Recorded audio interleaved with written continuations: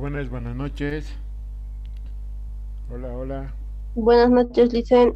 Bien, ya hemos tenido el tiempo suficiente de esperar unos 10 minutos a sus compañeros para que puedan ir ingresando a plataforma para que continuemos con nuestro avance de la asignatura neumocardio respiratorio. Vamos a grabar la clase. Recording in progress.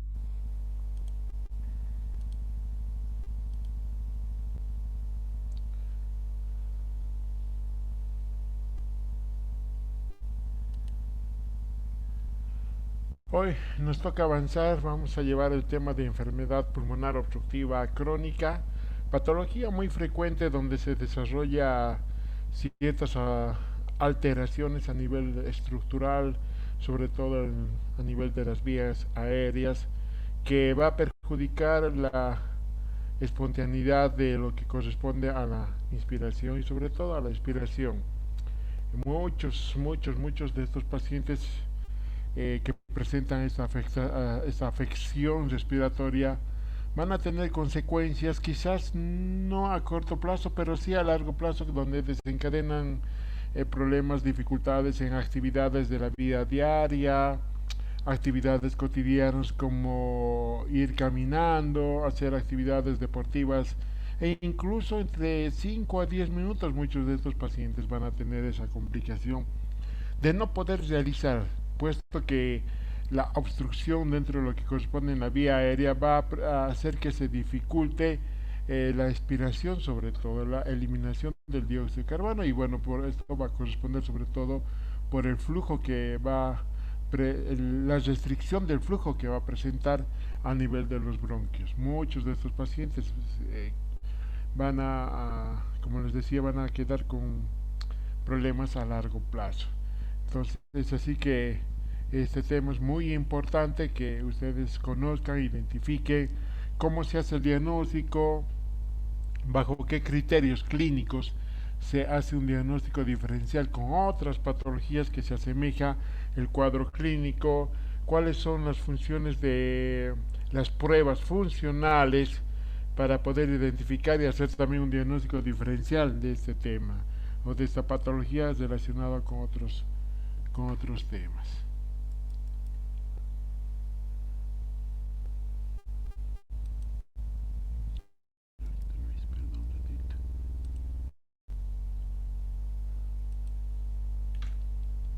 Dentro de los objetivos de aprendizaje vamos a poder aprender en este tema, conocer la definición de EPOC como enfermedad prevenible y tratable, que produce la limitación al flujo aéreo y en la mayoría de los casos está en relación con la inhalación del humo del tabaco. Un 80-90% de estos pacientes que presentan esta afección respiratoria es producto de la inhalación del humo de lo que fuman, el cigarrillo. Entonces, va a dejar ciertas alteraciones estructurales, funcionales, el consumo del cigarrillo. Entonces, a largo plazo, cuanto más fuman, he visto a personas que fuman cajetillas de cigarro por día, entre 1 a 2 cajetillas de cigarro por día, y bueno, presentan dificultades a largo plazo, ¿no? Esto con el tiempo. Pero muchas veces estos pacientes cuando intentan dejar, les es un poco difícil, puesto que el cuerpo ya se ha acostumbrado a, al consumo de este tabaco.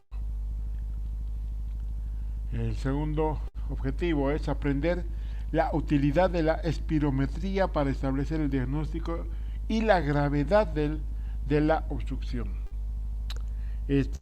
Si bien vamos a tener un cuadro clínico con signos y sintomatología, la parte de la espirometría juega un rol muy importante para hacer el diagnóstico. Si bien no es netamente al 100% tomar en cuenta esta espirometría, pero sí hay que saberlo interpretar para poder eh, hacer un diagnóstico ya en lo que corresponde a la gravedad del cuadro clínico que va a presentar. Puede ser leve o moderado, dependiendo de la afectación que vaya a tener. Dígame. ¿Alguien quiere preguntar? Escuché.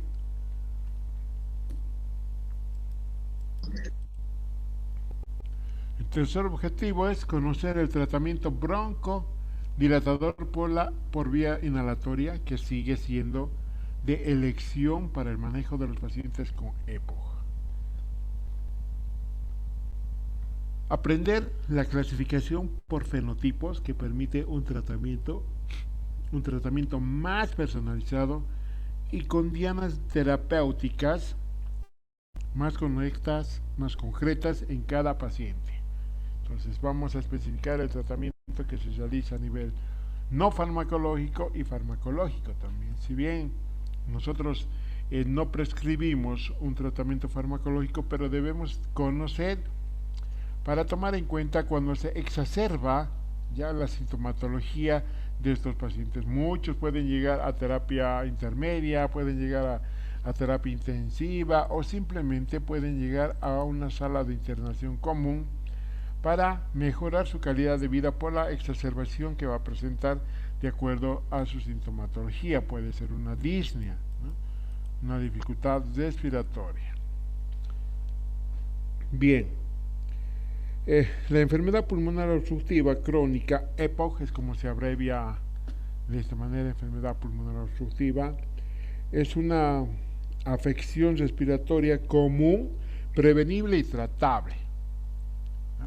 Es una enfermedad prevenible y tratable. O sea, ¿qué es lo que vamos a corresponder en este caso? ¿Cómo podemos prevenir? Uno es dejando de fumar. Dos, muchas de estas personas trabajan en lugares donde hay mucho humo, en fábricas donde expiden bastante humo, y esto va a hacer que altere sobre todo en la parte respiratoria, ¿no? Y muchos de los casos también llegan gente de las comunidades que aún todavía en pleno siglo siguen cocinando con a leña, a carbón, y esto elimina lo que es el dióxido de carbono. Este es un gas tóxico en el cual nosotros o estas personas están inhalando para poder, y se afecta la vía respiratoria. Tratable, sí, porque esta afección, una vez diagnosticado, por la sintomatología que presenta, por la evaluación funcional que se realiza, va a ser tratable en el sentido de que esta patología va a poder estabilizarse y que el cuadro clínico no empeore, con algunos efectos cardiopulmonares significativos. Obviamente que el corazón y el pulmón trabajan de manera coordinada, puesto que si el corazón no funciona bien, obviamente que el pulmón también no va a tener una buena funcionalidad, o de manera viceversa, ¿no? Si está afectado el pulmón, el corazón también va a sufrir alteraciones correspondientes a nivel cardiopulmonar, que pueden contribuir a la severidad en pacientes individualizados. Por ahí tenemos, no sé, un paciente con EPOC que tiene, un problema de una arritmia cardíaca, que tiene un problema de una insuficiencia cardíaca, una estenosis mitral, un problema de las válvulas o una valvulopatía, una endocarditis, una miocarditis. Entonces, todas estas alteraciones cardiovasculares, no sé, una trombosis venosa profunda, una flebitis superficial profunda, un tromboembolismo pulmonar, un derrame pleural, un neumotórax, entonces va a hacer que complique la vida de estos pacientes con EPOC. Hoy en día, sobre todo con el coronavirus, ya es una patología de base que presenta el EPOC, ¿no? Para complicar la situación de vida de los pacientes cuando son dados positivos. En las siguientes diapositivas ustedes verán en las imágenes por qué se produce esta alteración y por qué podría, ¿no?, complicarse la vida de este cuando dan positivo al coronavirus. La definición de la EPOC incluye criterios espirómetros. O sea, Obviamente del cuadro clínico de la disnea, la tos, la expectoración, eh, debemos tomar en cuenta estos criterios, ¿ya?, de la espirometría para confirmar el cuadro clínico de una enfermedad pulmonar obstructiva crónica. De obstrucción del flujo aéreo, obviamente que cuando nosotros hacemos una valoración específica de la espirometría, estamos tomando en cuenta la expiración. Es ahí nosotros donde vamos a ver si hay un bajo flujo, ¿no?, a consecuencia de la alteración que va a presentar, y de hecho la espirometría va a salir con bajos, ¿no?, parámetros, y de ahí vamos a categorizar de acuerdo a su gravedad. Mecanismos patogénicos, ¿no?, aspectos etiológicos y manifestaciones sintomáticas. Muchas veces la EPOC se puede complicar también con una neumonía, y que aquí hay que trabajarlo mucho, bueno, los médicos, los neumólogos, los terapeutas intensivistas, los médicos internistas, los médicos generales que van haciendo su control en las postas, van a trabajar con antibióticos, con medicamentos inhalatorios, para mejorar la calidad de vida de estos pacientes. Es muy importante el manejo farmacológico también en estos casos. Como aquellas patologías que causan con anormal incremento de la resistencia de las vías aéreas a los flujos expirados. Puede ser por varios factores que van a desencadenar esa afectación. Y aquí les puse, voy a pedir en este caso que enciendan sus cámaras, por favor, para que podamos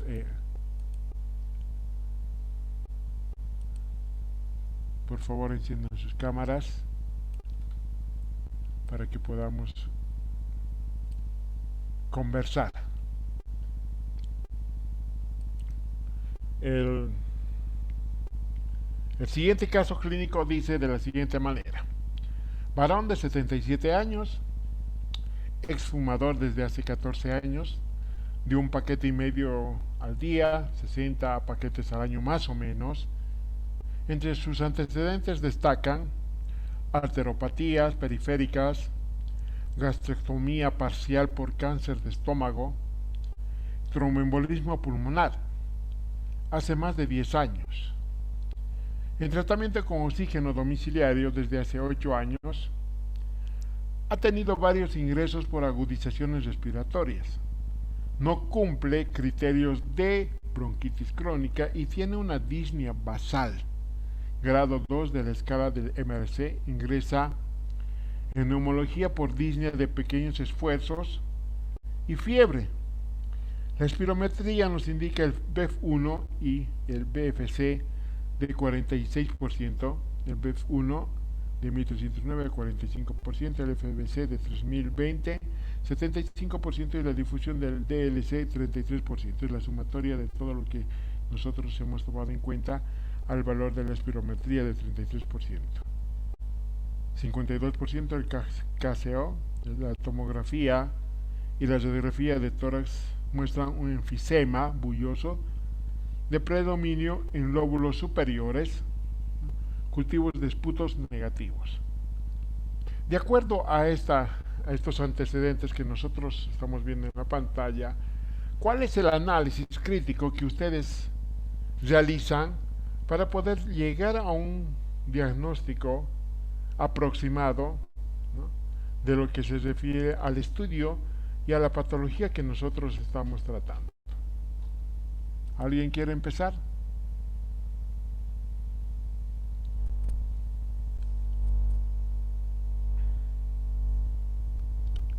¿Alguien quiere empezar?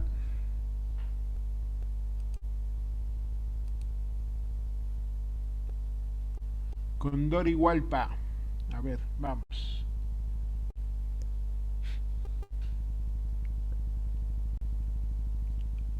Sí, Lizeth. ¿Cuál es tu análisis de acuerdo a este estudio de caso clínico? ¿Qué es lo que te llama la atención? El paciente se encuentra en un estado crónico ¿Por qué? por los antecedentes que presenta y más por lo que el cáncer, ¿de qué tipo es?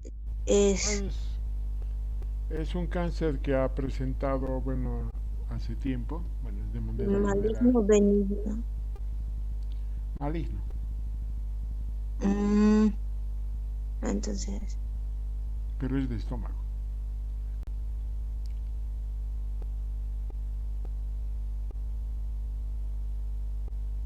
ese sería mi criterio de que ¿Qué más? ¿Nada más?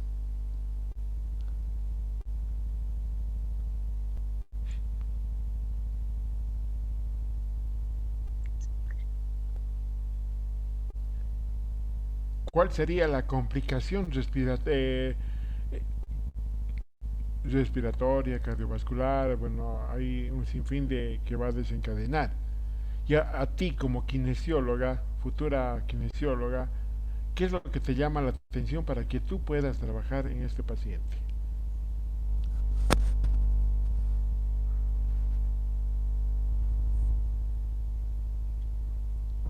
eh, la Vamos, fiebre, la fiebre, ¿qué vas a hacer con la fiebre? Si hay fiebre no vas a poder trabajar. por eso tendría que reducir la fiebre. ¿Cómo vas a reducir tú la fiebre? Le puedo, le puedo indicar algunos medicamentos o tal vez mediante agentes físicos como la termoterapia, digo, como la crioterapia en ese entonces, si es que presenta fiebre. ¿La fiebre qué es? ¿Un síntoma? ¿Un signo? ¿Qué es? Es un signo. ¿Ah? ¿Qué es un signo? Es un síntoma, Lisa. Es muy Es un bien. síntoma de infección. Ah, me confundí. Obviamente que cuando hay una fiebre, ¿no? Por cualquier motivo, es que hay una infección en cualquier lugar, es por eso que está produciendo. Normalmente la fiebre nosotros no debemos quitarlo, es algo, ¿no?, que el cuerpo está desencadenando como respuesta a algo. Y si yo le quito la fiebre, obviamente que, bueno, no voy a dejar que pase por los 39, 40 grados, porque pueden empezar a convulsionar, más aún si son niños. Hay que tener mucho cuidado con la fiebre. Pero tú como kinesióloga, ¿cuál es tu análisis, tu criterio para poder interpretar este estudio? ¿Qué es lo que tú vas a trabajar? Más allá de la fiebre, más allá de lo que es el cáncer, más allá de lo que tiene antecedentes de una arteropatía. Obviamente que sí es importante, pero vamos al caso más, sobre todo al estudio que nosotros estamos realizando. Cerrudos Ríos, ¿cuál es tu criterio?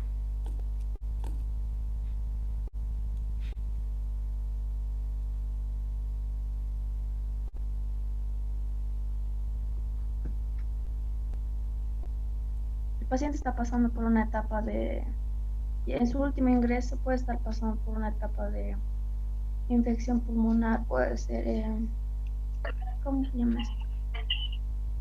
Y no recuerdo el nombre, de una patología que empieza a consumir el pulmón por medio de infección. Ay, Ya, Dios mío. luego, Por lo tanto, entonces el cuerpo empieza a reaccionar con fiebre y como el pulmón empieza a dañarse, entonces por algo está empezando a hacer la disnea, por ya, pequeños esfuerzos. Em, ujú. ¿qué más? Hasta ahí llego. A ver, dice varón de 77 años, exfumador, desde hace 14 años de un paquete y medio al día. Entonces, este señor, si tiene 77, los restamos menos 14, ¿cuánto queda? 64 años más o menos, hasta sus 64 años, este señor ha fumado por mucho tiempo. Y cuando uno fuma, ¿qué es lo que produce? Va a producir alteraciones, sobre todo a nivel arterial, ¿ya? Bueno, directamente va a ir a la función respiratoria pulmonar. pero va a desencadenar arteriopatías periféricas, ya va a haber problemas. Una gastrectomía parcial por cáncer de estómago. Esto puede deberse por la inhalación del humo también. Entonces ha tenido un cáncer y tiene una complicación. Y tromboembolismo pulmonar, obviamente que por fumar tantos años ha afectado lo que es la irrigación o el recosido del flujo, ¿no?, de lo que corresponde a nivel arterial venoso a nivel pulmonar. Y esto ha sucedido hace 10 años atrás. Entonces todo esto va a dejar secuelas en los pacientes, problemas respiratorios, problemas cardíacos, por eso que presenta, ¿dónde está la disnea? ¿Ya? Tiene una disnea, tiene dificultad para caminar este paciente. Es por eso que entra, ¿no?, a neumología por disnea de pequeños esfuerzos y fiebre. La fiebre puede ser obviamente por la infección que está presentando a nivel pulmonar, como les decía hace rato, una neumonía que va a desencadenar este problema. Y obviamente la espirometría no nos deja nada claro, o no nos deja nada bueno, mejor dicho, en cuanto en relación, en función a lo que corresponde a un problema de una enfermedad pulmonar obstructiva. Al final de la clase vamos a volver a analizar este caso y ustedes van a entender un poco más de lo que corresponde al abordaje terapéutico que debemos realizar. Yo personalmente no les doy recetas médicas o recetas kinésicas o tratamiento kinésico, ¿no?, para que puedan realizar. Ustedes se van a dar cuenta que cuando yo voy avanzando los temas y el trabajo que vamos realizando es en función a la peculiaridad de la patología que va a presentar el paciente. Obviamente que tenemos protocolos básicos en los cuales nosotros debemos seguir y eso se puede modificar, ¿no?, para hacer el tratamiento kinesiológico en cualquier patología que se vaya a presentar o que vayamos a tener, sea neumológico, sea cardiovascular, sea neurológico, sea muscular, osteomioarticular. Entonces eso va a depender mucho de la patología.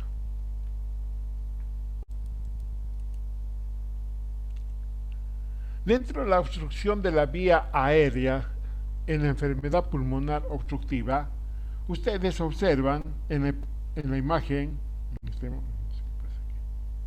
perdón un ratito, por favor, está mal. En esta imagen tenemos un bronquio. Aquí vemos con su radio normal, pero en el haz de luz, en la parte interior, puede llegar a presentarse una obstrucción. Puede haber agua, puede haber infecciones, puede haber moco, secreciones que van a obstruir el paso del flujo aéreo. Si bien está entrando el oxígeno, está entrando el aire, pero va a tener dificultad para salir. O sea, esto se va a deber a la obstrucción que va a presentar a nivel del haz de luz de este bronquio. Como también sucede un engrosamiento de la capa muscular del bronquio. Si ustedes se fijan y hacen una comparación,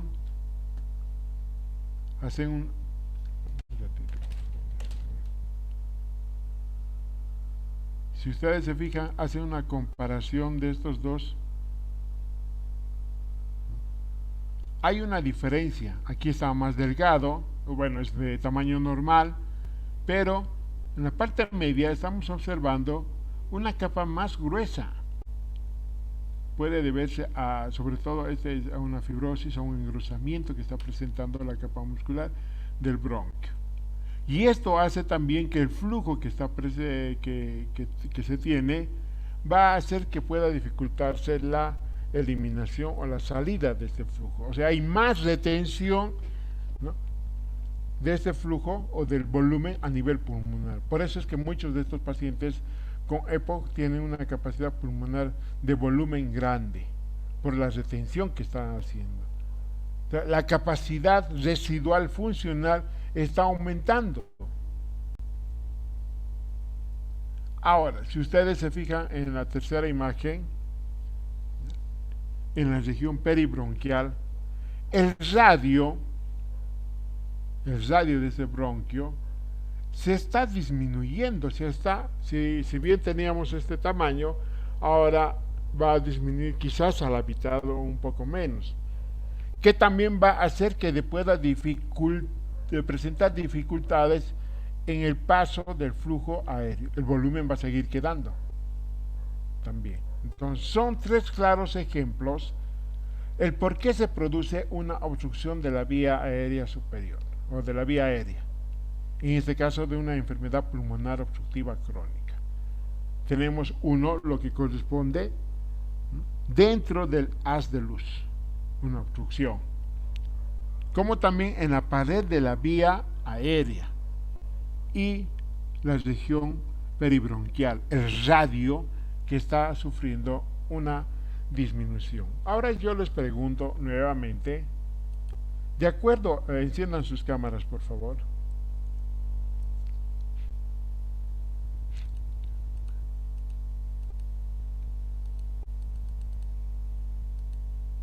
Celaya Colque.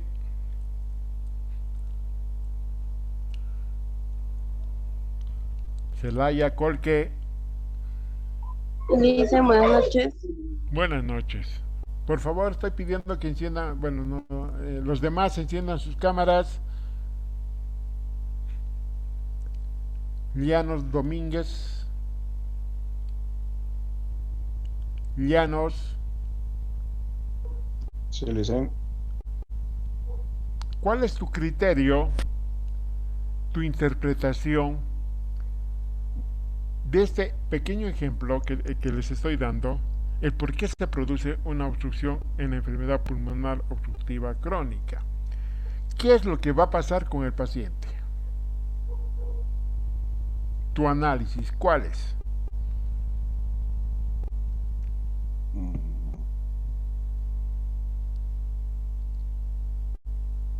Es como si yo te preguntara, a ver, no sé, una pregunta más fácil en la parte de traumatología. Si yo he tenido una fractura del antebrazo en tipo Colles, he tenido un enyesado, he estado inmovilizado, obviamente, con el yeso por 4 semanas. Me han quitado el yeso. ¿Cuál es tu valoración? ¿Qué es lo que va a pasar en el paciente, en este caso, a ver, de la parte traumatológica?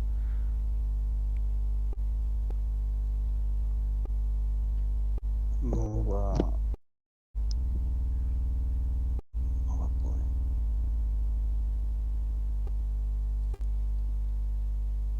¿Qué va a pasar? No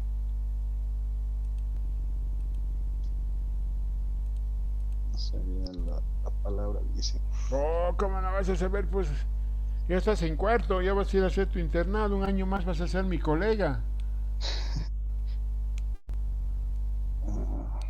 Bueno, si es que pasas de curso, ¿no? Por eso. A ver, vamos, ¿cuál es tu análisis? Una pregunta fácil de traumatología.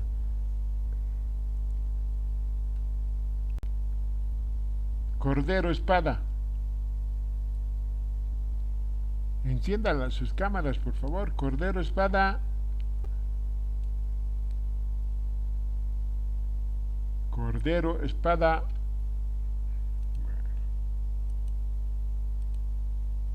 Eliminado. Aguilar Saavedra. Aguilar Saavedra. Aguilar Saavedra. Otro eliminado. Después no sé qué.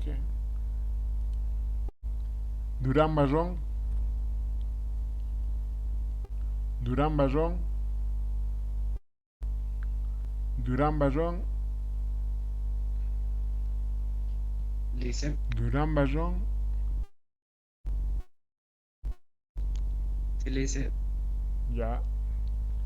¿Cuál es tu criterio, tu análisis de la misma pregunta que dice a tu compañero? A ver, en la parte de traumatología, ¿qué es lo que va a pasar? ¿Qué es lo más fácil? No escuché bien, dice. ¿Cómo me dijo la pregunta? ¿Qué estabas haciendo, pues? Que no atiendes. Paciente con fractura en COI, se ha estado inmovilizado 4 semanas. Le han retirado el yeso. Ahora le toca hacer la fisioterapia. ¿Cuál es tu análisis, tu valoración de ese paciente? ¿Qué es lo que va a pasar por la inmovilización que ha tenido?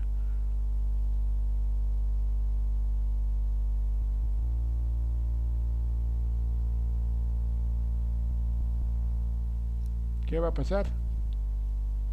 Oye, una pregunta tan fácil, no pueden responder.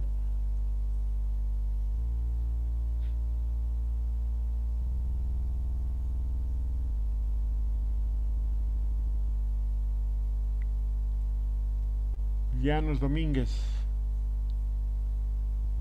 Sí, Licen. tu cámara. No tengo luz, Licen. ¿Dónde vives, pues? No, justo se ha cortado. ¿Cuál es tu análisis? Habría una fractura sería el hipotono, Hipótono, no pues. porque no ¿Acaso va ha a haber habido la... una lesión a nivel... Pero si no ha habido movilización por la fractura, ¿Pero acaso produce una fractura, una inmovilización, hipotonía? entonces ¿Qué es una hipotonía para ti?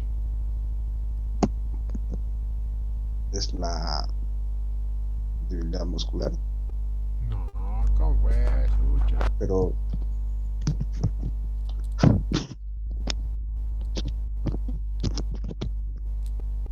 ¿Cuáles son las alteraciones que se va a presentar a nivel muscular? A ver, ¿cuáles son?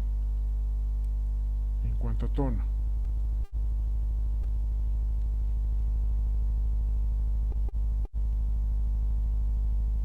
¿Cuáles son? Muchas, si no saben hacer análisis, en el segundo parcial se van a aplazar. la disminución del tono. Es la disminución del tono, lo dice. O la Hipodisminución, atrofia, obviamente. o la atrofia Pero muscular. ¿por qué se da la hipotonía? A ver, ¿cuándo se da una hipotonía? Mm,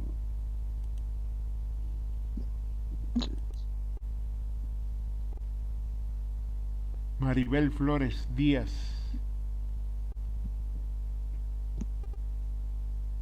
Maribel Flores Díaz.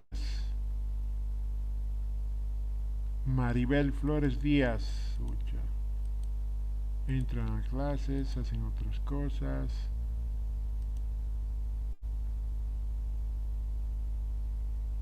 Hurtado. Hurtado. Listo, buenas noches. Buenas noches. ¿Cuál es tu análisis, a ver, de la fractura?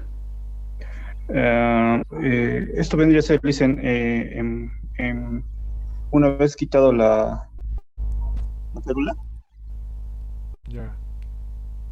Bueno, una vez quitado la férula, yo creo que se tendría que comenzar con ejercicios. Vendría a ser un O sea, ejemplo. vas a ir directo al tratamiento, no vas a evaluar a tu paciente. Bueno, por eso le consultaba si va a ser una vez quitándole la férula o ¿Qué cuando haces pues cuando... ¿Cuál es tu procedimiento? ¿Acaso vas directamente a hacer tu trabajo sin evaluar? Es el peor error que muchas veces cometemos como kinesiólogos. en Dejar todo de caso, lado la valoración.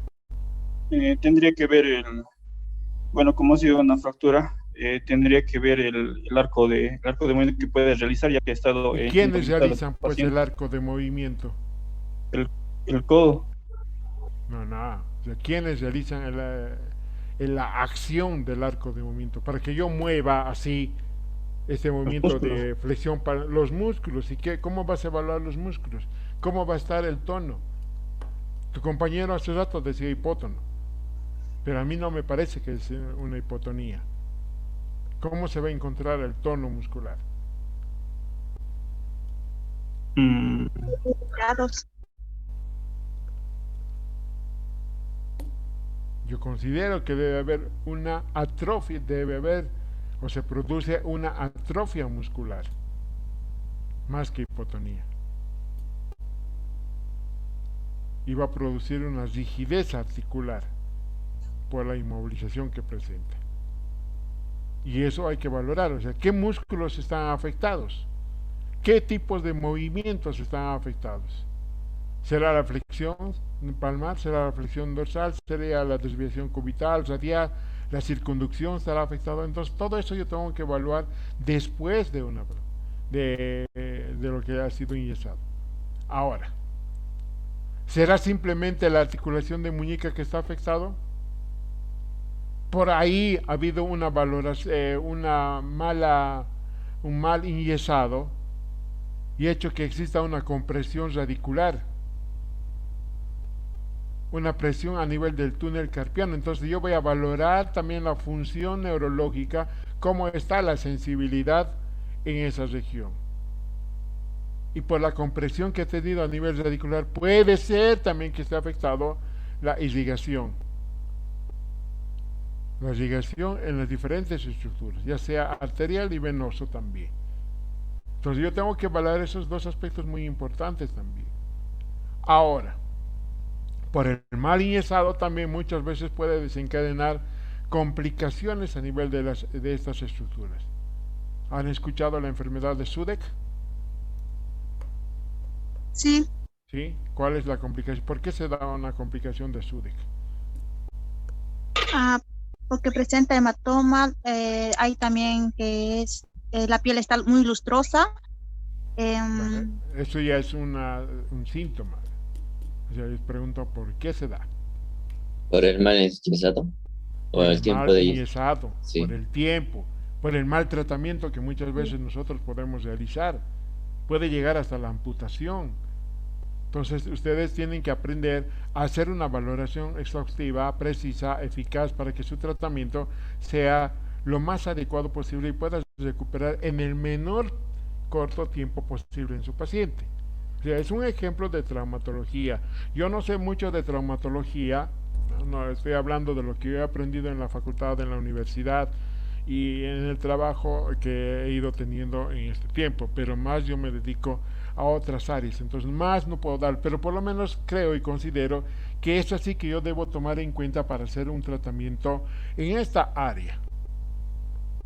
Sus otros docentes, que ustedes que llevan traumatología, tienen más experiencia en el manejo de esta patología, ¿no? En la parte de traumatología y ortopedia y otras áreas. Pero en el caso, volviendo a lo que me corresponde y a lo que nos corresponde en nuestra asignatura, si yo estoy viendo que tengo dificultad, ya tengo un edema agudo de pulmón, por decirles, y se está complicando en el haz de luz, ¿ya? O hay agua, o hay secreciones, o hay moco, o la capa muscular se está engrosando, o está disminuyendo el radio, a mí me tiene que llamar eso la atención. Ya yo tengo que hacer mi análisis, ¿qué es lo que va a pasar? Si hay una disminución del flujo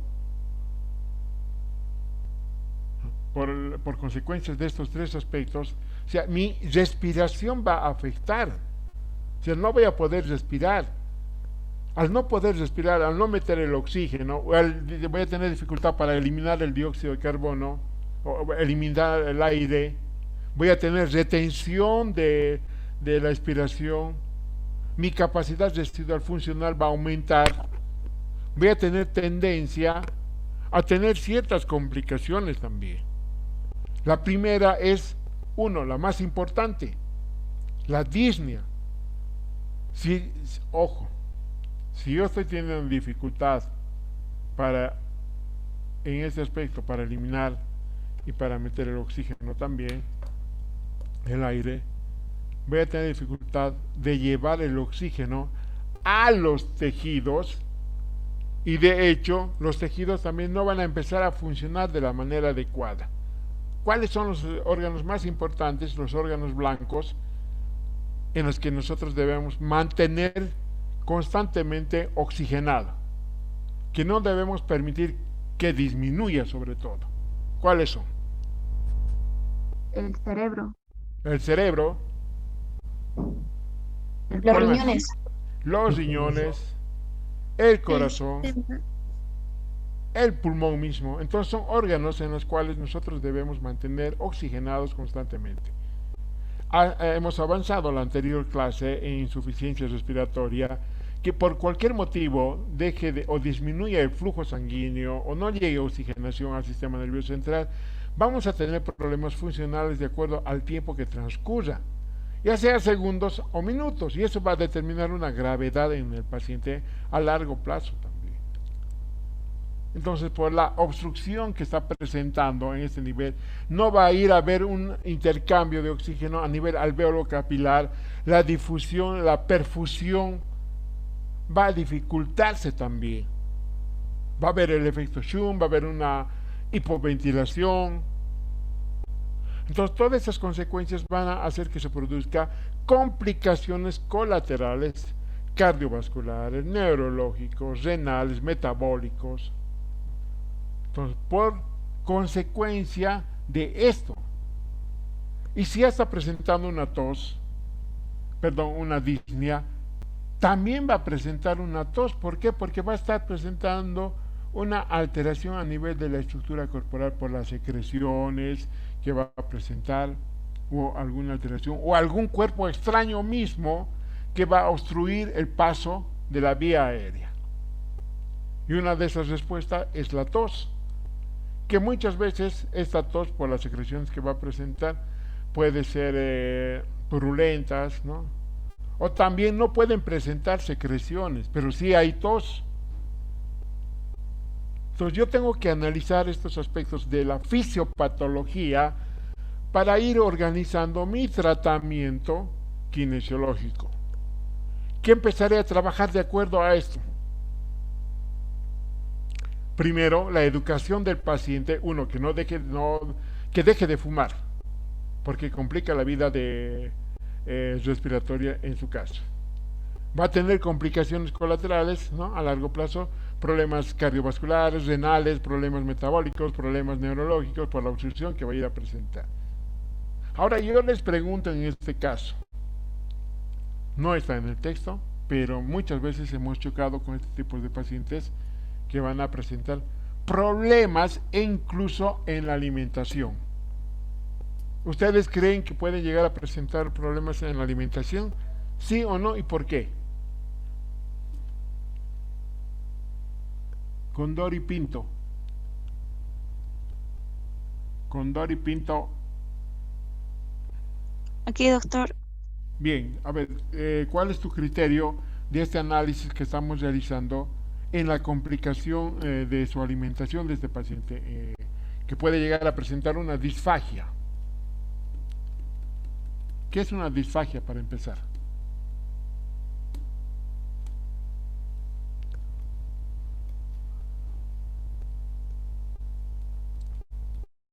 ¿Qué es una disfagia? Le dicen, una disfagia es una dificultad para tragar los alimentos, Deglutir. para la deglución. Puede ser orofaringia, esofágica, y a consecuencia puede ser problemas neurológicos, estructurales, por problemas respiratorios, ¿no? Ahora, la pregunta es, ¿cómo llega a complicar en la alimentación en un paciente con EPOC?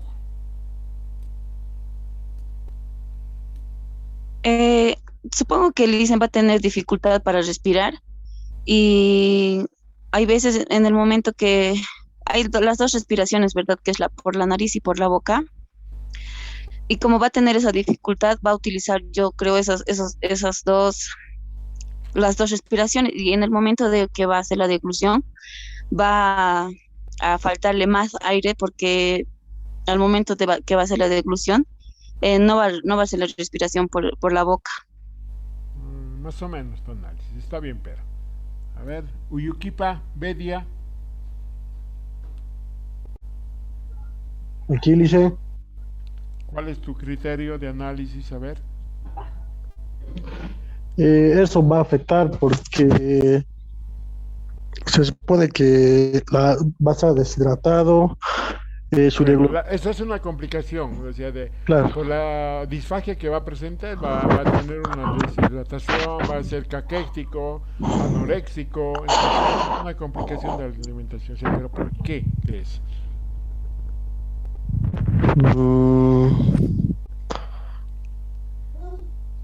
Mm, no sabía responderle, Lice. ¿Alguien que quiera responder? Vicente, Dime. sería que como ya tiene problemas de inclusión, eh, se puede broncoaspirar.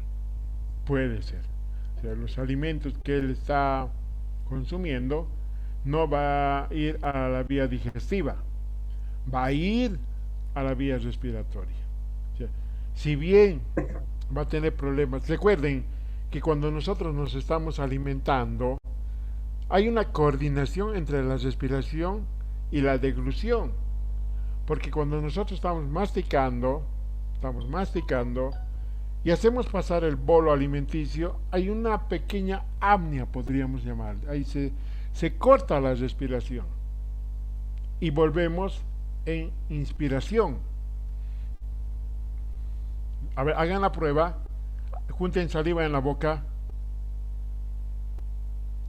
hagan pasar y en el momento de la deglución, la respiración se corta, ¿sí o no? ¿Se corta o no se corta? Sí, doctor. Hay una pequeña apnea, pero volvemos nosotros en inspiración en ese momento. Pero los pacientes con enfermedad pulmonar obstructiva vuelven en expiración ya. O sea, una vez que han hecho pasar el alimento por la dificultad que han tenido y presentan una restricción a nivel de lo que es la parte respiratoria, hay ese pequeño corte, como apnea lo podemos llamar, ellos no vuelven en inspiración, se mantienen en expiración. Hagan la prueba, a ver, vuelvan a juntar la saliva en la boca. Junten la saliva, hagan pasar y terminen en expiración. Es más o menos así como el paciente con EPOC va a presentar esa dificultad. ¿Por qué? Porque muchos de estos alimentos que va a consumir ya, no va a ir a la vía digestiva, va a ir a la vía aérea, ya, a la parte respiratoria. Y eso va a hacer que se dificulte el cierre de la glotis. Ahora, el consumo también de ciertos alimentos, fármacos, en este caso los inhaladores, y el tratamiento continuo ya de la oxigenoterapia, va a producir cierta sequedad en la estructura de la vía aérea. Recuerden que toda la mucosa que nosotros presentamos en la parte respiratoria es húmedo. Entonces, con el trabajo que se va realizando continuo, el tratamiento farmacológico, y la oxigenoterapia va a producir una sequedad y va a presentar cierta dificultad también al momento de la deglución. Entonces son aspectos que también nosotros tenemos que ver desde el punto de vista más integral.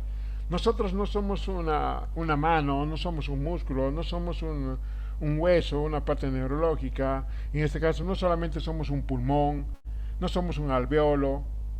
Entonces conformamos unas estructuras anatómicas en las cuales se desencadenan ciertos factores como complicaciones colaterales.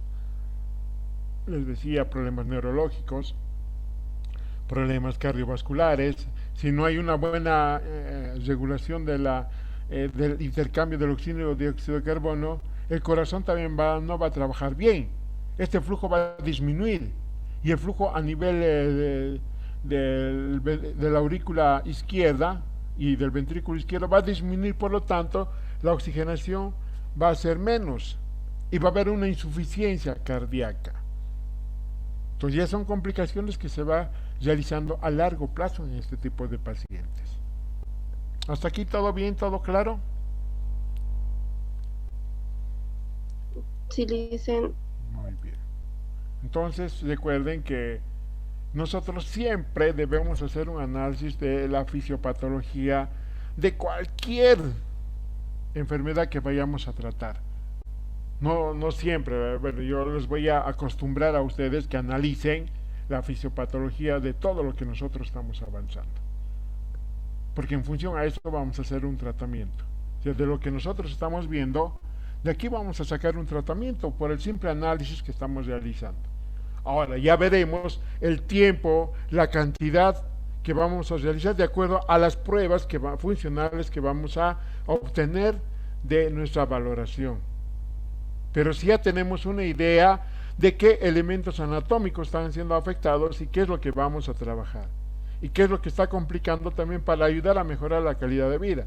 Si un paciente con disnea, ¿cómo podríamos trabajar? A ver, si presenta una disnea. Borda Cojinto. Borda Cojinto. Bien, a ver, paciente tiene una disnea. ¿Cuál va a ser tu trabajo que vas a realizar? Si sabemos que la disnea es una dificultad respiratoria que está presentando, ¿cómo crees que podríamos llegar a mejorar la calidad de vida de estos? Con actividades o ejercicios cortos, hasta donde pueda el paciente.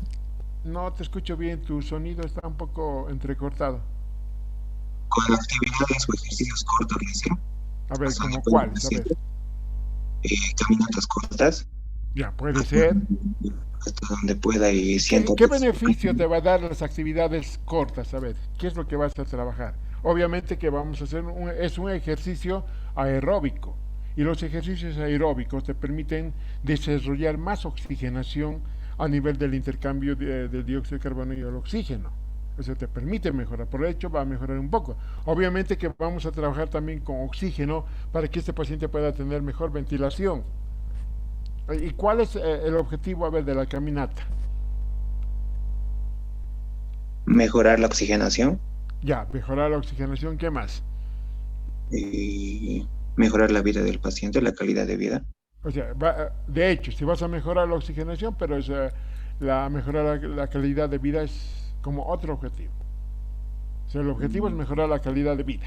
Pero ¿a través de qué? De la oxigenación que tú estás mencionando por la caminata que vas a realizar, o por la marcha, o el footing que va a hacer.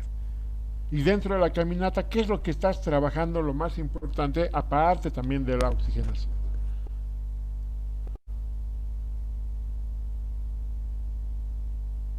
Músculos, dice. ¿Los músculos de dónde? Región del diafragma, para ayudar a respirar.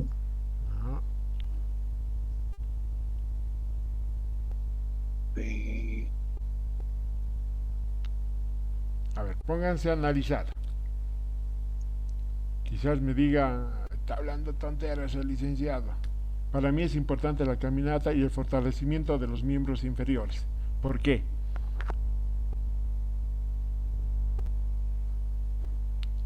Si hay una atrofia muscular en estos pacientes o cualquier patología que vayan a presentar con disnea, ¿no? Como sintomatología, yo voy a trabajar el fortalecimiento, aparte de mejorar la oxigenación con diferentes ejercicios que voy a realizar, respiratorios obviamente y cardiovasculares, voy a hacer el trabajo de fortalecimiento de miembros inferiores. Si el paciente tiene una atrofia muscular, no tiene un buen tono en los miembros inferiores, este paciente se me va a cansar rápido. Recuerden que cuando un paciente se cansa también es porque no está acostumbrado a caminar, ¿no? O ha tenido dificultades por la disnea que hacen que la oxigenación no vaya hasta los miembros inferiores y ha desencadenado problemas musculares. El fortalecimiento muscular de los miembros inferiores es muy importante para mejorar, o en este caso, para disminuir la disnea. Porque el paciente con un buen tono muscular, con un buen fortalecimiento, que esa masa muscular esté potenciado, el paciente va a tener más tendencia a caminar más tiempo.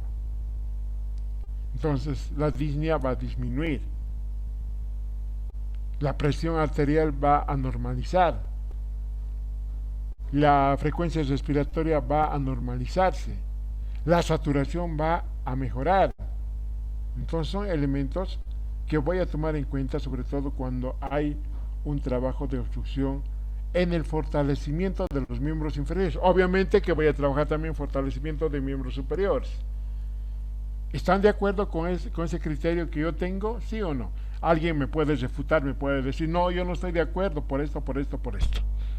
Están en su derecho, porque ustedes son personas con criterio personales que analizan, que en muchos de los casos ustedes pueden estar o no estar de acuerdo conmigo. El hecho que yo sea el docente de la asignatura no significa de que yo voy a tener el 100% de la razón. Ustedes con su formación tienen que ir aprendiendo a discutir con sus docentes. Si alguien me discute y tiene la razón, yo no le voy a aplazar, no le voy a disminuir puntos, no, porque yo también estoy para aprender de ustedes. Todos ustedes, yo voy aprendiendo todos los días en el trabajo, aprendo de alumnos de la Facultad de Medicina, aprendo de alumnos de la Facultad de Psicología, de Nutrición, de Bioquímica, de todos vamos aprendiendo, aprendo de los colegas, aprendo de los médicos, aprendemos de todos. Pero siempre nosotros debemos tener un criterio formado, científico, con evidencia, de lo que vamos a refutar en algo. Y ustedes tienen que aprender a refutar, ¿ya? Si no están de acuerdo. Ustedes me dirán, licenciado, no estoy de acuerdo con el fortalecimiento de los músculos de miembros inferiores por esto. Yo les diré, está bien, respeto su idea, su criterio, ¿no? Pero en el marco del respeto de cada uno de nosotros aprendamos a refutar o a dar la razón también, ¿no? Sí, tiene la razón, entonces, pero podríamos mejorar de esta manera también, o podríamos trabajar de esta otra manera. Entonces, es así que nosotros vamos a ir manejando las clases ya cuando tenemos estas patologías y el tratamiento que vamos a ir realizando. Entonces, cuando ustedes quieran refutarme o quieran contradecirme, háganlo. Yo no me voy a enojar, ¿no? Porque estamos para eso. Yo soy un docente en el cual les tengo que transmitir mis conocimientos de lo que he ido aprendiendo. Bueno, ya llevo trabajando 20 años, ¿no? Entonces, que muchas veces es poco también para lo que uno considera trabajando. ¿Alguien quiere contradecir en lo que yo he mencionado? Licen, Yo lo hice.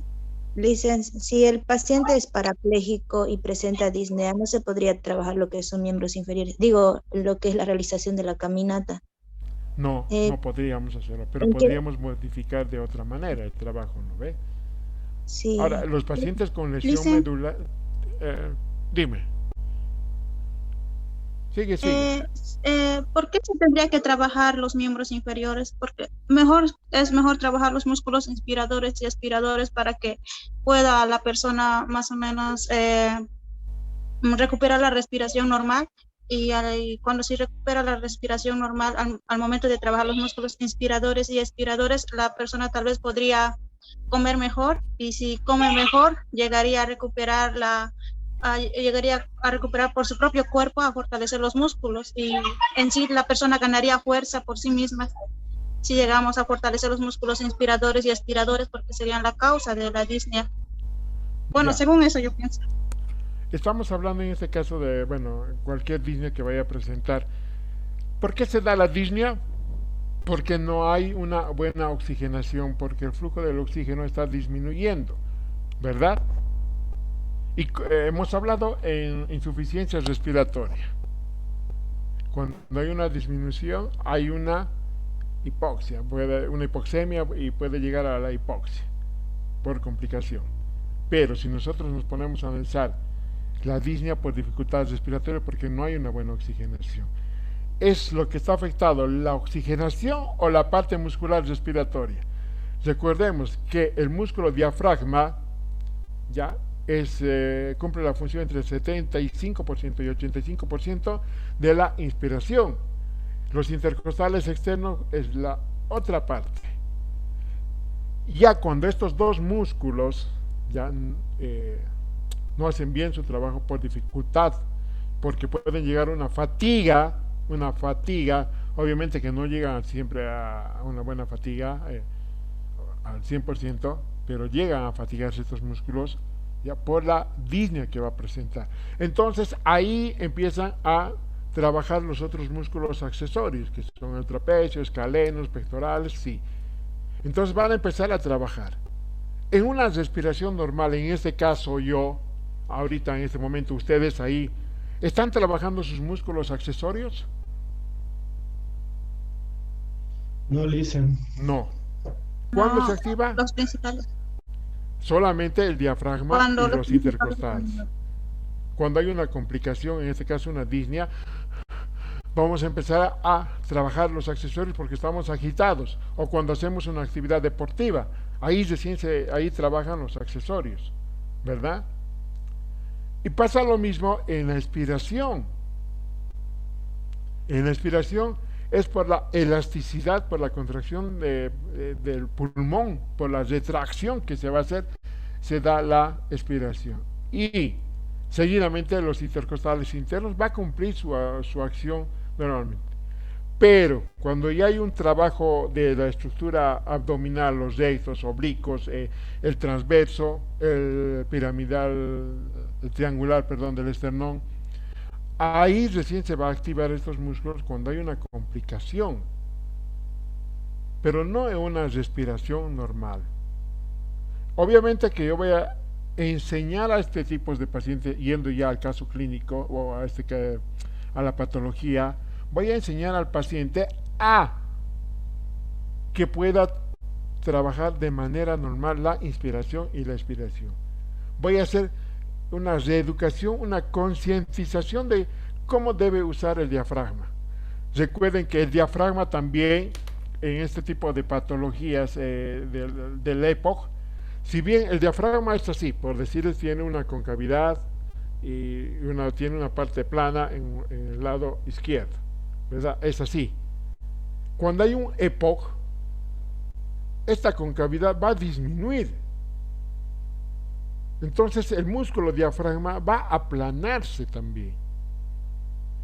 Y por eso también se presentan ciertas dificultades respiratorias dentro de lo que corresponde a la biomecánica. Pero este músculo, al sufrir esa alteración, biomecánicamente va a producirse alteraciones. De esos 3 centímetros a 5 centímetros que ascendía, este músculo va a ascender 1. Y por lo tanto la presión positiva que va a ser a nivel abdominal va a disminuirse también. Y al ver una disminución en la presión positiva cuando nosotros nos estamos alimentando, también hay una presión positiva entre la lengua y el paladar. Si hay una dificultad respiratoria, este músculo de la lengua no va a comprimir el alimento, por lo tanto no va a haber una buena trituración y muchas veces el bolo alimenticio puede pasarse directamente a la vía aérea y puede haber ahí una broncoaspiración. Entonces, para mí es mucho más importante trabajar los músculos de los miembros inferiores. Obviamente que no voy a dejar de lado la parte estructural muscular respiratoria. Voy a enseñar al paciente a que pueda a reeducar esa estructura muscular, inspiratoria y expiratoria. Pero más me va a ayudar la oxigenoterapia para que pueda tener una mejor ventilación. Voy a trabajar con la eliminación de las secreciones, ¿ya? Y que esta estructura del engrosamiento de la capa muscular de los bronquios y este radio no puedan disminuir o no puedan disminuir el haz de luz y tengan un mejor flujo, ¿no? Tanto de inspiración y expiración. En el caso de los pacientes con lesión medular, obviamente que el paciente no va a caminar porque no tiene un control motriz por la lesión medular que va a presentar. Pero hay otras maneras. Yo puedo trabajar el diafragma de otra manera. Puedo colocar los electrodos a este nivel para fortalecer la parte respiratoria con electroterapia, ¿no? voy a trabajar fortalecimiento de miembros inferiores. Recuerden que la mayoría de estos pacientes con lesión medular a largo plazo van a tener una cifosis o una escoliosis por la falta del control postural que van a tener. Es así que yo voy a trabajar todo lo de arriba, pero también se puede fortalecer los miembros inferiores con electroterapia con dosis baja. Obviamente que aquí hay que tener mucha pericia para evitar complicaciones en estos pacientes como quemaduras o alteraciones neurológicas por el mal uso de la electroterapia de cualquier tipo de corrientes que se vaya a usar. ¿Está bien? No sé si he dado tu respuesta clara por lo que me preguntaste. Sí, Lice. Muy bien. ¿Alguna otra Gracias. pregunta?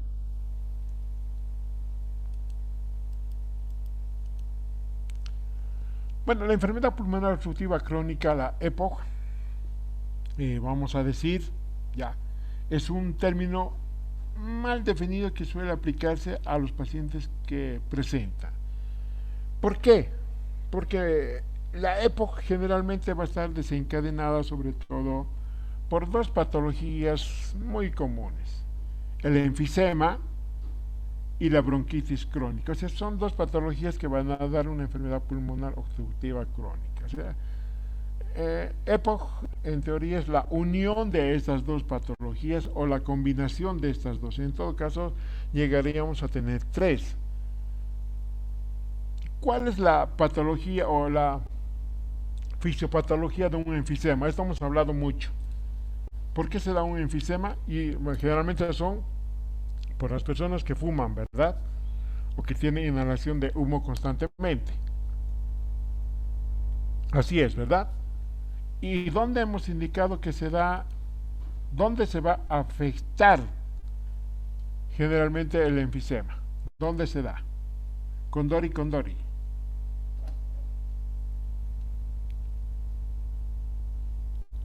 Condori, condori. Condori, condori, no estás, te voy a eliminar. Coro Sánchez.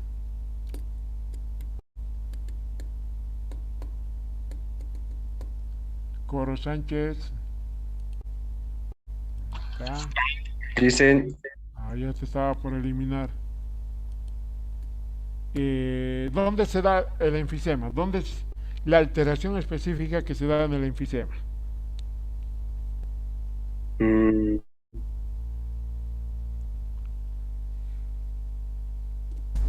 en los alvéolos, En los alvéolos. ¿Qué pasa en los alvéolos? se engrosan, hay fibrosis. Bueno, puede, más que engrosamiento, hay otra causa más importante. Reduce. No. Hemos hablado en fisiología respiratoria. Se debilitan y se rompen. Hay una destrucción de la capa de los alvéolos. Si tengo aquí muchos alvéolos, como el racimo de uvas, ¿verdad? Así son los alvéolos. Ahora, cuando hay un enfisema, es como estaríamos juntando todos los alvéolos en uno. O sea, se formaría un solo racimo de uvas. O sea, ya no habría diferentes uvitas, sino sería uno solo. Pero ese uno va a destruirse y va a destruir las capas del alvéolo.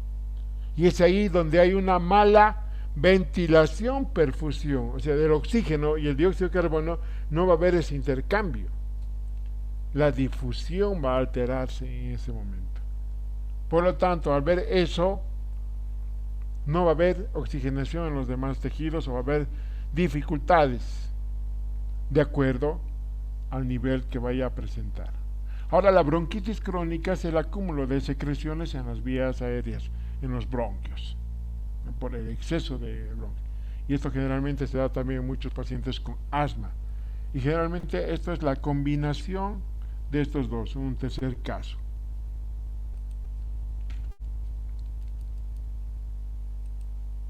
Aquí tenemos un enfisema. Se caracteriza por la distensión de los espacios aéreos distales en los bronquiolos terminales, con destrucción de sus paredes. Aquí tenemos un alveolo normal. Aquí, estos son los alveolos. Fíjense sus capas, normal. Y aquí estamos viendo ya una destrucción de sus capas, se van uniendo, se van haciendo más grandes y por lo tanto va a haber una mala ventilación.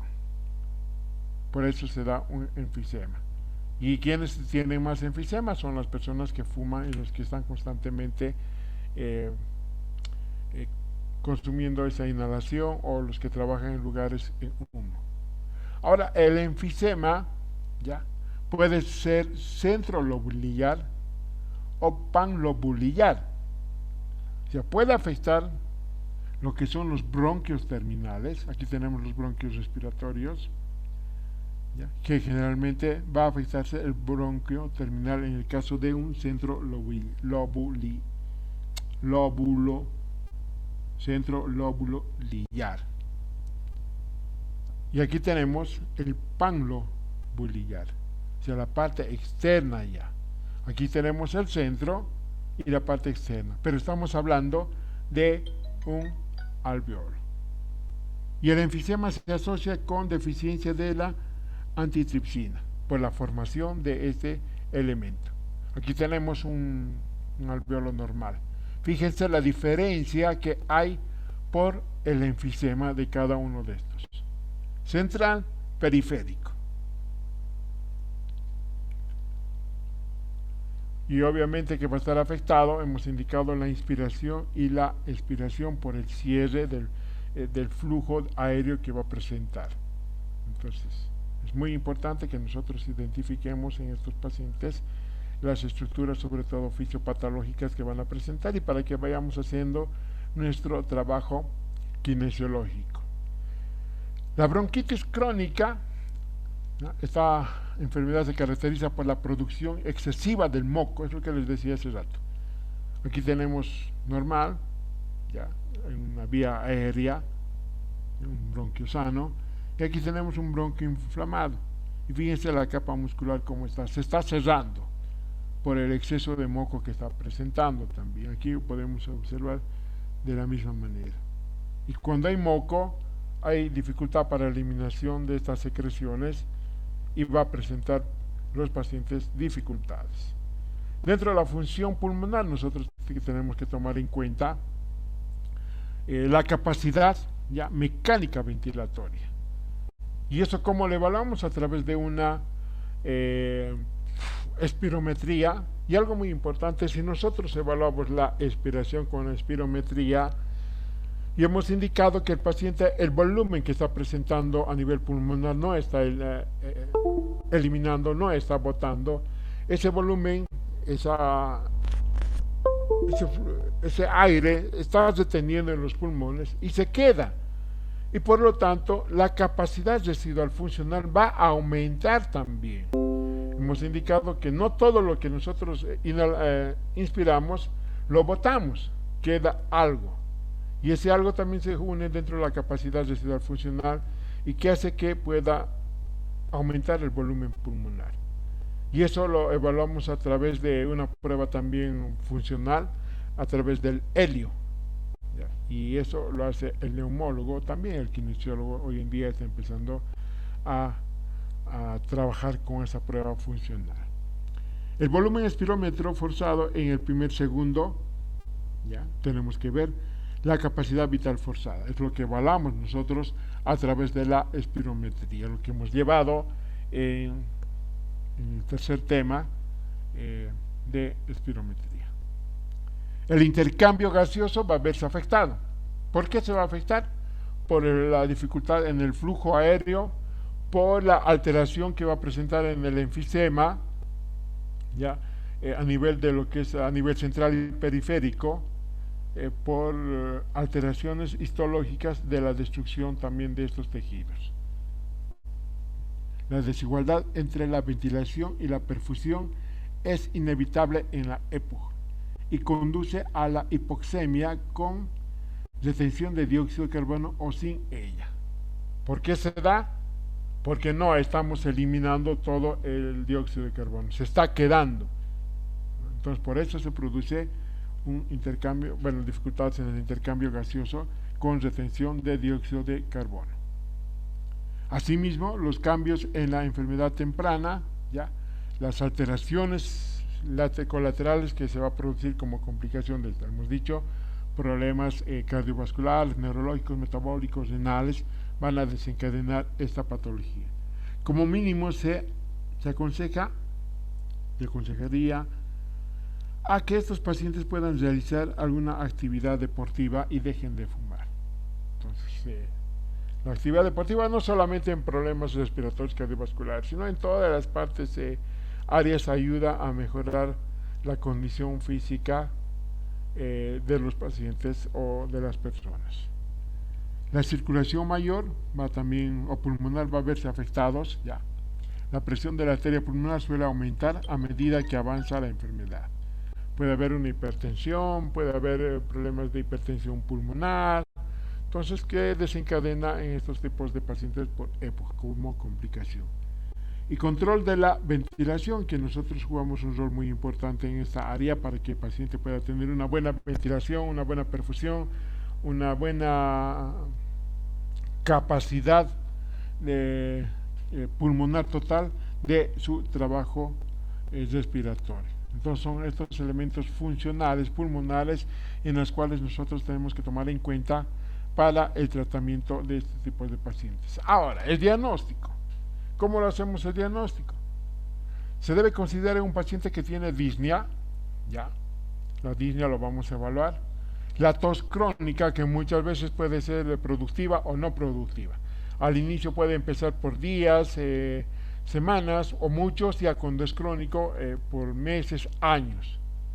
¿No? El esputo, si se presenta, se tiene que llevar a hacer un cultivo para ver el tipo de secreción que está eliminando. A factores de riesgo para la enfermedad, el humo del tabaco, ya hay que preguntar dónde vive, si fuma cigarrillo, cuánto fuma, o si él no fuma, pero hay alguien en la familia que fuma, entonces también es un dato muy importante. El ambiente ocupacional, la historia de la familia de EPOC, obviamente que también muchas veces puede desencadenar. No se habla de parte genética casi al 100%, pero se puede decir que hay una cierta, no sé, de parte hereditario, se puede decir, obviamente que cumple un rol fundamental la parte genética en pacientes que tienen EPOC, ¿no? Pero es más el asma que el EPOC. El diagnóstico clínico debe ser confirmado por la espirometría. Fuera de todos los antecedentes, la sintomatología que presenta, nosotros vamos a corroborar, ¿ya?, a través de una espirometría. El valor del BEF1 y el CBF posibilitan sobre todo, ya, para que puedan dar un diagnóstico, ¿no?, post-broncodilatador. Y esto se confirma con la presencia de la limitación del flujo aéreo, que no es totalmente reversible. Aquí tenemos ya una escala de valoración de la disnea que debemos ir aprendiendo. Todo paciente con problemas respiratorios, con problema cardiovascular o metabólico que presenta disnea, nosotros vamos a valorar a través de esta prueba. Disnea de grado 0, solo durante la práctica en ejercicio intenso. Por ahí, no sé, muchos de ustedes deben realizar actividades deportivas de alta intensidad, natación, fútbol, futsal, básquetbol, voleibol, no sé.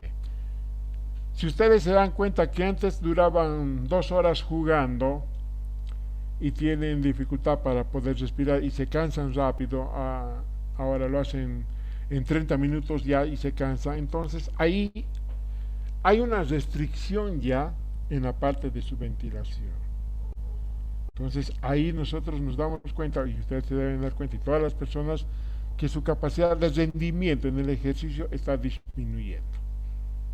Y que mejor manera de ir a un especialista para que sea valorado. Grado 1, disnea al caminar deprisa o subir cuestas pronunciadas. Entonces, otro factor muy importante. Si antes yo subía, no sé, me iba de aquí a mi trabajo, a pie, y había una pendiente y lo hacía normal, pero veo que he enfermado COVID, por si acaso, digamos. Y desde ese entonces ya me cuesta subir llega esa pendiente, entonces ya me estoy dando cuenta que tengo cierta restricción y debo ir a hacerme valorar también, ¿no? Grado, disnea en llano que obliga al paciente a pararse. Esto sobre todo en las personas mayorcitas ya, ¿no? De la tercera edad, antes caminaban 10 cuadras, 20 cuadras, ahora ya van disminuyendo la distancia. El grado 3, la disnea que obliga al paciente a pararse antes de los 100 metros. Camino una cuadra y ya me he cansado. Entonces, esas son las complicaciones que se va teniendo y los grados de la gravedad de la disnea. Grado 4, disnea para las tareas mínimas de vestirse, asearse y personal que impide al paciente salir de la casa. Esto es muy importante, valorar la disnea. Ahora también nosotros en la parte de respiratorio y cardiovascular hacemos una valoración específica en la prueba de caminata de 6 minutos. Eso les voy a enseñar en una clase práctica cómo deben realizar, para qué deben realizar. Tomamos en cuenta la saturación, la presión arterial, la oxigenación, todos los signos básicos importantes para determinar el tiempo y la cantidad y la distancia en metros que recorre un paciente. De acuerdo a la edad, del sexo, se hace una valoración específica a través de esta prueba de caminata de 6 minutos para determinar ya el tratamiento que vamos a realizar. Esta es una prueba también que muchas veces se pide a los pacientes que van a ser sometidos a cirugías pulmonares, cardiovasculares sobre todo. Los síntomas que nosotros vamos a ver, vamos a encontrar en estos pacientes es la tos, la expectoración, que hemos indicado que muchos de estos puede ser productiva y no productiva, ¿no? Y la auscultación ya en los ruidos pulmonares y cardiológicos en el corazón, ¿no? Puede haber estertores, puede haber secreciones, roncus, entonces nosotros tenemos que escuchar, ¿no? Y en el momento de la inspiración, como es ese sonido en la inspiración. Entonces, ustedes para ir practicando lo tienen que hacer con sus familiares, ¿ya? Para ir aprendiendo lo normal. Recuerden que eso lo hacemos escuchando todos los días con todos los pacientes, y van a ir aprendiendo a identificar el sonido normal, tanto a nivel respiratorio y del corazón. Ahora, muchos de estos pacientes también presentan astenia, dificultades para mantenerse activos. Estos pacientes tienen, sobre todo cuando hay exacerbaciones, todo el tiempo quieren dormir, quieren estar echados, no tienen ganas de hacer nada. Se ponen enfrente a la computadora, están un rato, pero a los 5 minutos ya están durmiendo, están bostezando. Entonces, otra característica de una enfermedad pulmonar obstructiva. Paciente también que va a presentar disminución de peso, van a bajar de peso de manera espontánea, ¿ya? O sea, ellos no hacen dieta, pero sí bajan de peso constantemente, ¿no?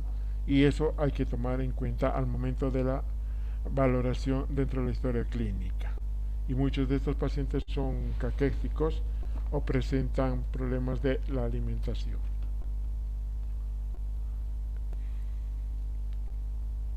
Características de estos pacientes que van a presentar el riesgo, sobre todo exposición de paciente a factores de riesgo, ya por lo que fuman.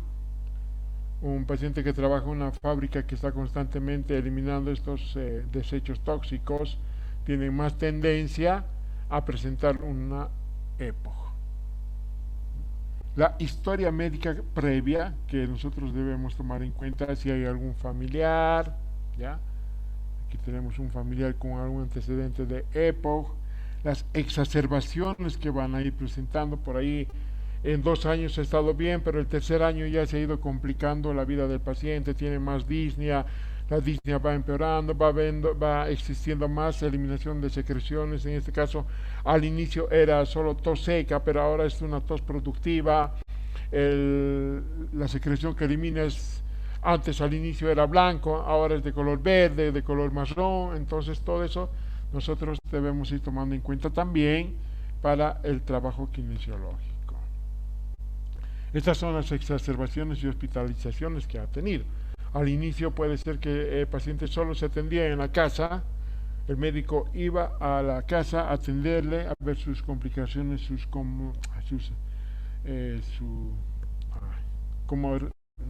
exacerbaciones, sus complicaciones que iba presentando. Entonces le veía, pero después ya se ha ido empeorando y necesita una intervención más ya hospitalaria. Entonces eso hay que tomar en cuenta. Y las comorbilidades, si hay una afección con el tiempo cardiovascular, renal, metabólica, neurológica, es lo que estamos hablando todo el tiempo como complicaciones. El examen físico del paciente raramente es un dato para el diagnóstico de EPOC, porque puede ser que presente también, puede ser un paciente normal, con un tórax normal, que su alimentación esté bien, que no tenga tos, esputo, puede ser que físicamente esté bien, pero sí presenta una disnea, pero en la valoración de lo que corresponde a una placa radiográfica, por decirles, una resonancia, una tomografía, salgan alteraciones en todas esas estructuras. Ahora, una enfisema no me va a dar a conocer, sobre todo histológicamente, si ha sido la destrucción de los alveolos en vivo. Eso se va a determinar cuando el paciente esté muerto, ¿no? Porque no vamos a sacar un tejido alveolar para simplemente hacer un diagnóstico de este tipo, ¿no? Pero debe describirse el perfil del paciente obeso asténico, la auscultación cardíaca y pulmonar, además de la exploración general. Entonces hay que tomar en cuenta todos estos aspectos por si el paciente no presenta una sintomatología física en lo que corresponde a una EPOC. Ahora, nosotros como kinesiólogos, ¿qué es lo que vamos a ver? La referencia a la dificultad para respirar y realizar algunas actividades. Si mi paciente viene con un diagnóstico con EPOC, viene con una disnea ¿ya? De grado 3 o una disnea de grado 1, simplemente que hacía ejercicios durante su actividad física de 2 horas o 1 hora, ahora solamente hace 40, ha disminuido el tiempo, yo le voy a hacer la valoración y tengo que hacer un trabajo también muy importante de la oxigenación, del trabajo respiratorio, del fortalecimiento muscular para que este paciente pueda rendir más tiempo. Por ahí es joven, tiene 25 años o 30 años en este caso, o 40 años, que todavía se consideran joven, entonces tiene que rendir también de acuerdo a la edad que tiene para mejorar su calidad de vida en relación a lo que hacía antes. La limitación en la ejecución de actividades que antes no generaban problemas de salud deben alertar al clínico. Por ahí mi paciente iba a su trabajo caminando, no sé, del mercado campesino al mercado central. No había ningún problema para caminar. Entonces presenta una obstrucción de la vía aérea, presenta disnea, entonces yo voy a trabajar toda esa estructura para que el paciente continúe haciendo esa actividad normal que lo realizaba antes. El examen físico debe ser dirigido a la búsqueda de cambios morfológicos durante la inspiración, conformación anatómica del tórax, presencia de dedos en palillo de tambor, cianosis, congestión conjuntival, etc. Entonces voy a ver a mi paciente de manera integral en estos casos. Hallazgos auscultatorios, disminución del murmullo vesicular, roncus, estertores, sibilancias, inmovilización de secreciones y anormalidades en la percusión, ¿ya? En la hiperresonancia o timpanismo pulmonar. Lo que ustedes van a aprender a evaluar en semiología, todos estos aspectos al momento de hacer una semiología específica pulmonar y cardiológica. Entonces, todos estos aspectos yo voy a tomar en cuenta también para hacer mi diagnóstico kinesiológico y terapéutico. Ahora, la clasificación de la EPOC según la GOLD, voy a tener leve, moderado, grave y muy grave. Y aquí está el BEF1, ¿ya? Y la capacidad vital forzada. Todo esto voy a tomar en cuenta al momento de realizar mi diagnóstico kinesiológico por la espirometría para poder confirmar. Si está mayor al 80%, generalmente, pero no siempre, la tos crónica y aumenta de la expectoración. Puede ser un paciente normal, pero puede presentar una tos, sí, puede presentar una tos, no. Entonces, si su parámetro del BF1 está mayor al 80%, el paciente tiene mejor potencialidades de continuar haciendo su actividad de la vida diaria normal. Entre 50 y 80%, progresión de los síntomas y de la dificultad respiratoria que se manifiesta característicamente durante el ejercicio.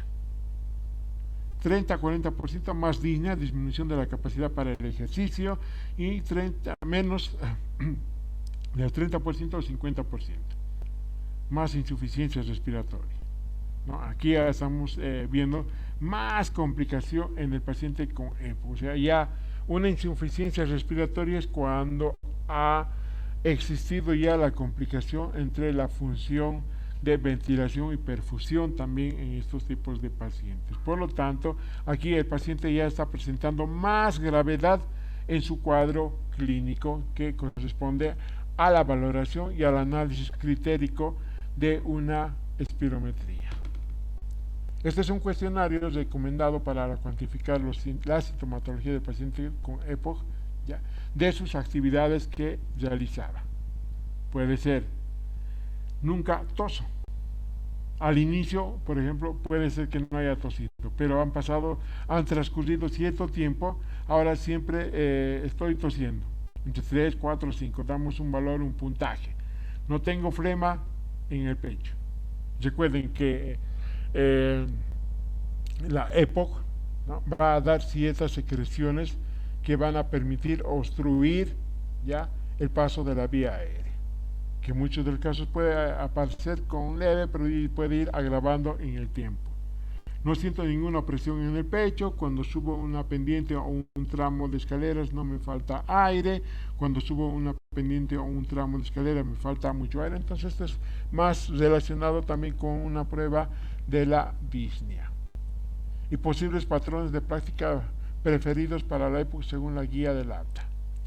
Deficiencia en la capacidad aeróbica, resistencia asociada con el desacondicionamiento físico. Si al inicio podía ser, esto ha ido disminuyendo. Deficiencia en la ventilación, respiración, el intercambio de gases. Entonces, todas estas estructuras que ustedes están viendo en la pantalla van a ir alterándose por la complicación, las exacerbaciones que va teniendo esta patología de acuerdo al cuadro clínico que va desencadenando por la obstrucción de la vía aérea. Ahora, el tratamiento que nosotros vamos a tomar en cuenta al momento de realizar, obviamente que la parte kinesiológica, el abandono del tabaco es muy importante.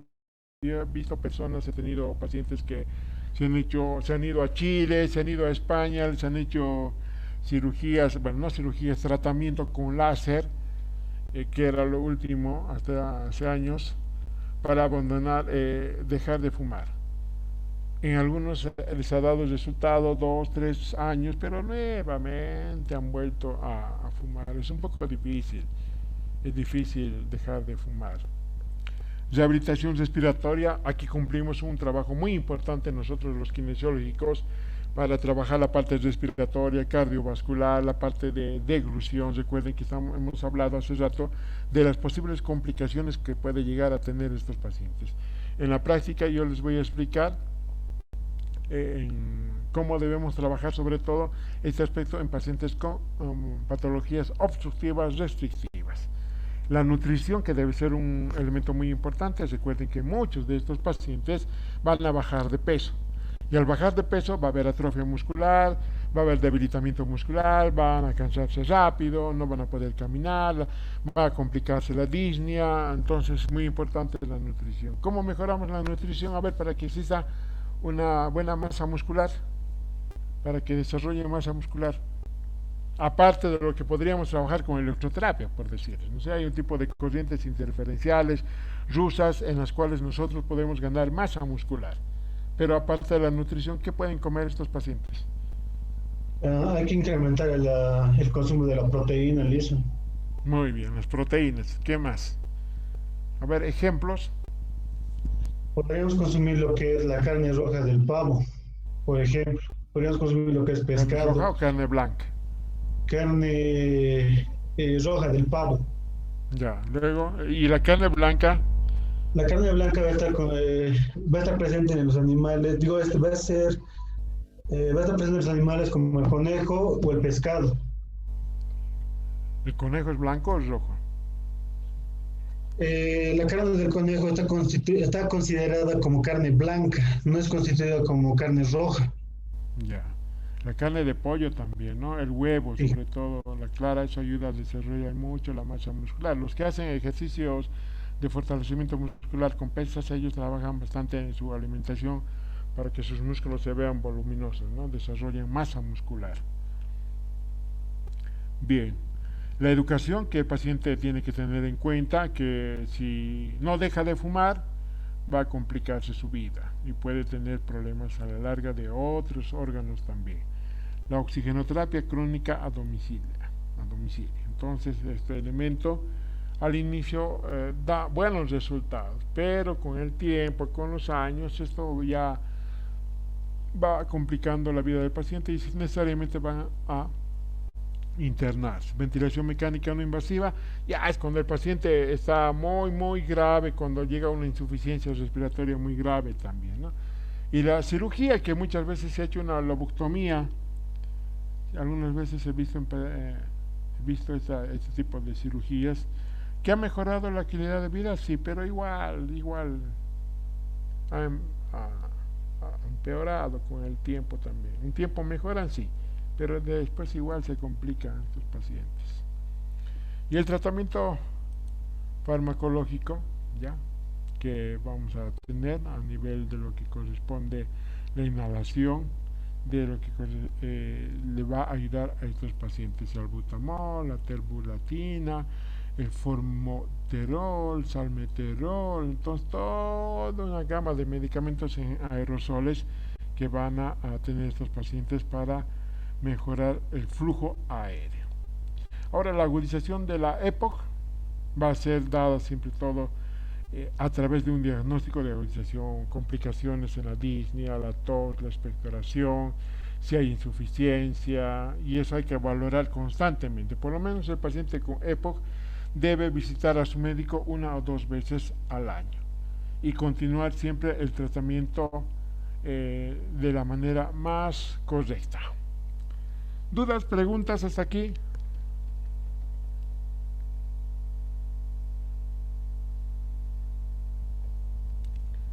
No hay. Bien, muchachos, nos estaríamos viendo mañana a las 2 de la tarde, por favor. 2 menos 10 voy a habilitar el Zoom para que empecemos 2 en punto con la exposición, por favor. Hasta mañana, muchachos, si no hay preguntas. Hasta mañana, doctor. Mañana. Hasta mañana. Hasta mañana, Licen. Hasta mañana, señora. Recording stopped.